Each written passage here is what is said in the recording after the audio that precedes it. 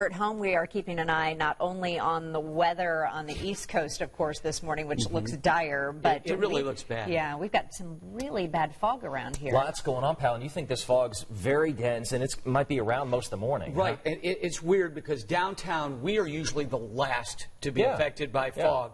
But this is going to affect just about all of us a little bit later on today. I'm going to show you this, but we got some new coordinates just in on Hurricane Florence. Okay. So let's show you the latest from the Hurricane Center. This is a huge storm. Now, I'm going to run over real quick. I want to show you something about how tough this situation is. Let me back this up if you're near your screen, okay? I have backed this up. Okay, so here's Florence right here.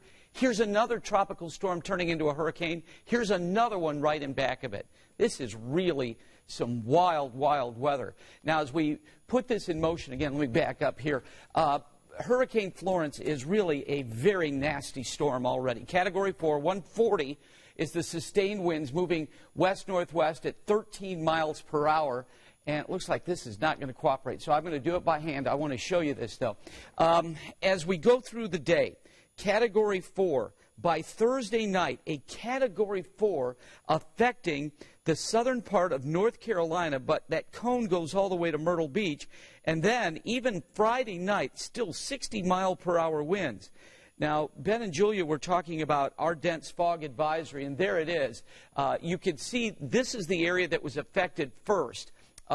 Basically Warsaw down to Marion, but the entire state now is affected with this dense fog advisory. Some of the visibility readings are really getting bad. This is a 16th of a mile in Peru, half-mile Muncie. Here in Indy, we are just fine.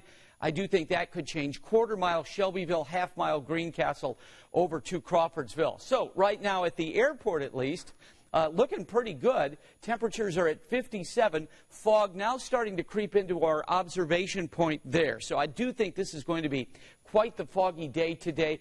Remember, it's a low beam kind of day. As soon as we find out about school delays because of fog, we'll pass them along to you. And I think certainly we're going to have some during the course of the day. By the way, this is the worst weather that I think there is in the morning is fog because it affects so many things. You know, here's what's affected us, the temperatures. We had 5 days in a row of 90s, and then between the 6th and the 9th, the daily highs dropped almost 30 degrees. Yesterday, we were up to 70. But as we go through the day today, we're going to stay in the 50s until 9 a.m. as the fog burns off.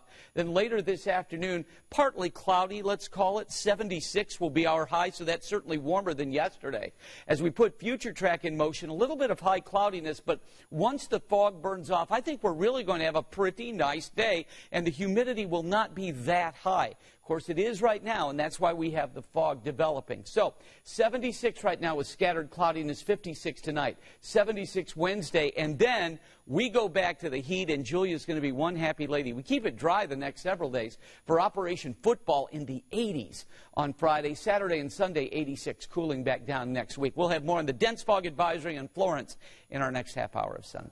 I feel like a cold coming on Friday. Oh, yeah, I see. It does, doesn't it, after what we've been through. All right, Chuck, thanks for the fix.